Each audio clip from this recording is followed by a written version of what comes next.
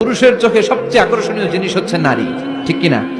পুরুষদের জন্য এরকম নারীর ব্যবস্থা থাকবে। এই জান্নাত, হুরে জান্নাতের বৈশিষ্ট্য কি হবে? আজওয়াজুম মুতাহহারা, এরা কখনো অপবিত্র হবে না।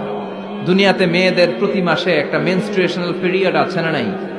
ঋতুস্রাব হয়, মাসিক হয়। জান্নাতের এই হুরদের কোনো মাসিক নাই। হুরুল আইন, এদের চোখ যে কত সুন্দর, চোখের দিকে তাকালে জান্নাতীরা বেহুশ হয়ে যাবে। আল্লাহ বলেন আনশাআনাহুন্না ইনশা, আমি স্পেশাল ভাবে হুরদেরকে তোমাদের জন্য বানিয়েছি। লাম ইয়াতমিসহুন্না ইনসুন ক্বাবলাহুম ওয়ালা জান ফাবিআইয়ি আলাই রাব্বিকুমা তুকাযযিবান। পৃথিবীর কোন মানুষ, কোন জিন ওই হুরের গায়ে টাচ করে নাই, ইনট্যাক্ট, কেউ তাকে ধরে নাই।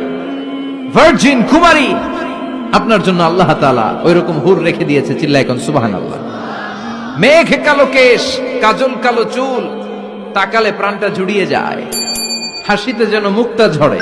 সুন্দরী, গুণবতী, রূপবতী, অনন্যা, সুস্নিগ্ধা, অপ্সরী, সুহাসিনী, সুকেশিনী, সুভাষিনী, অসূর্যম পোষা, the most beautiful lady ever you seen in your life. এত সুন্দর হবে, দেখে আপনি অবাক হয়ে যাবেন।